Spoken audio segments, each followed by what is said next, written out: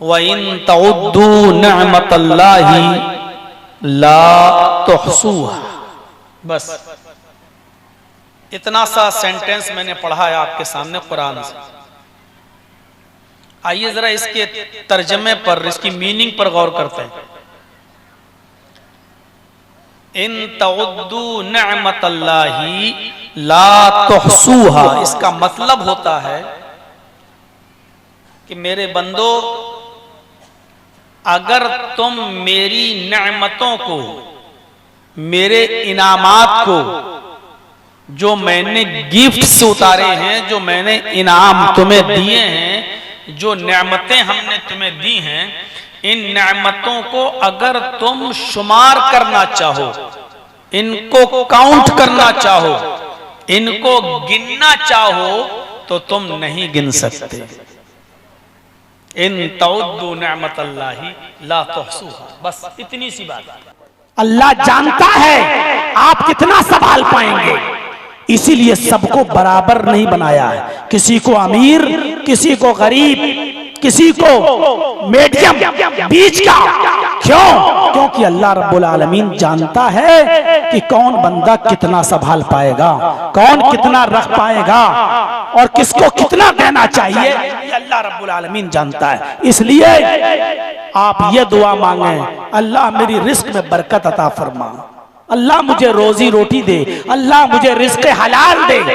ये दुआ मत करिए अल्लाह मुझे 10 लाख दे, मुझे 20 लाख दे, मुझे 10 करोड़ दे, क्योंकि अल्लाह जानता है कि आपको कितना देना है और कितना आपके लिए फायदेमंद रहेगा। इसलिए ये दुआ मांगिए, अल्लाह हमें रिस्क हलाल अता फरमाए। बहुत दिलचस्प मैंने टॉपिक उठाया है, तो वो अल्लाह रब्बुल आलमीन है, वो मुसलमानों को भी खिलाता पिलाता है, जानवरों को भी खिलाता पिलाता है। आप देखिए किसी जानवर को भी वो भूखा नहीं सोने देता है। देखा आपने? समंदर में आज भी एक मछली ऐसी है जो बहुत बड़ी मछली है और जिस मछली का नाम है व्हील मछली।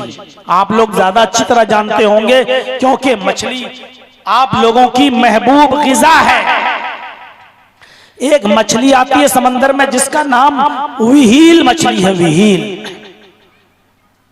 कितना खाती है आपको मालूम है? जनरल नॉलेज पढ़िए, उसकी एक दिन की खुराक है 40 टन। समंदर में मुंह फाड़ती है, सारी मछलियों को खा लेती है, समंदर में जो मिला खाती है। 40 किलो का एक मन होता है और तकरीबन 100 किलो का एक कुंटल होता है। 100 किलो का एक कुंटल तो एक टन, 10 कुंटल का तकरीबन एक टन। और खाती कितना है? 40 टन। कितने दिन में? एक दिन में।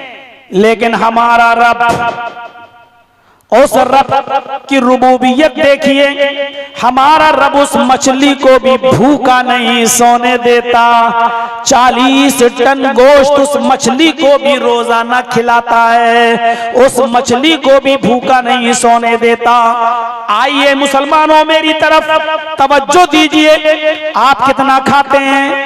2 रोटी, 3 रोटी, 4 रोटी, 5 रोटी। आप कितना खाते हैं? 1 प्लेट भात, 2 प्लेट। आप कितना खाते हैं? लेकिन आपको 2 रोटी खाने के लिए कितना सोचना पड़ता है। आपको 2 रोटी खाने के लिए, आप इस 2 रोटी को कमाने के लिए कितना हाथ पैर मारते हैं, कितना कारोबार करते हैं, उस कारोबार में कितना झूठ भी बोलना पड़ता है। आपको अपनी चीज बेचने के लिए, एक चीज निकालने के लिए कितना झूठ बोलना पड़ता है। जरा इस बात पर भी आप गौर कीजिए, इस बात को भी जरा सोचिए। 40 टन गोश्त वो मछली खाती है, मेरा रब उसको भी भूखा नहीं सोने देता।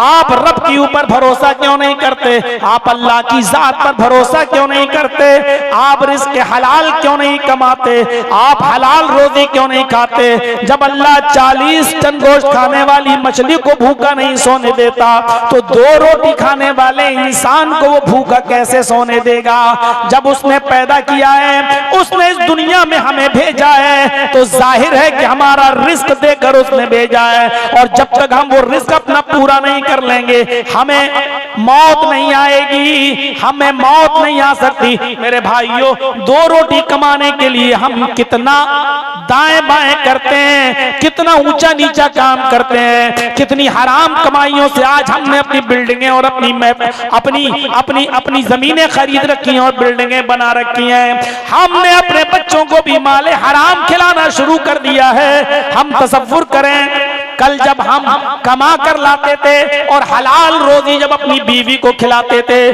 तो हमारी बीवी की कोख से जो बच्चा पैदा होता था, वो मेरे भाइयों वक्त का एक बहुत बड़ा इमाम और बुजुर्ग बनता था, क्योंकि हमारी माएं हलाल रिज़्क खाया करती थी, हम अपनी औरतों को हलाल रिज़्क खिलाया करते थे। तो सुनिए, जब हम हलाल रिज़्क खिलाते थे अपनी बीवी को, तो हमारी बीवियों से जो औलादें पैदा होती थी, वो वक्त का बुजुर्ग बनती थी, वो मुआशरे और समाज के लिए वो बच्चा इबरत बनता था। और जब से, माफ कीजिएगा, बहुत कड़वी बात है लेकिन सच्ची बात है, बहुत सख्त बात है लेकिन सच्ची बात है, जब से हमने माले हराम कमाया और वही माल जब हमने अपनी बीवियों को खिलाया, तो हमारी बीवियों की कोख से जो औलादें पैदा हो रही हैं, माफ कीजिएगा, वो डांस करने वाले लड़के और टिकटॉक पर, इंस्टाग्राम पर अपने सरों से दुपट्टे उतारकर, लेगी और पैंटी पहनकर आज हमारी लड़कियां वीडियो बनाती हुई नजर आ रही हैं। ये उसी माले हराम का नतीजा है।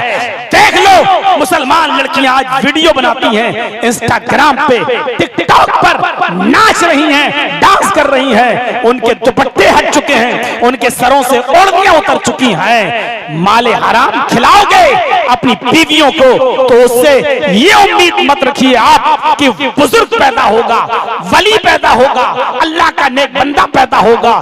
टिकटॉक पे डांस करने वाली ये तवाइफ ही हमारी औरतों के पेटों से पैदा होंगी, उनकी कोख से ये नचनियां ही पैदा होंगी, उनके पेट से पैदा होने वाले बच्चे डांसर ही पैदा होंगे, वक्त के बुजुर्ग वली बनकर पैदा नहीं होंगे।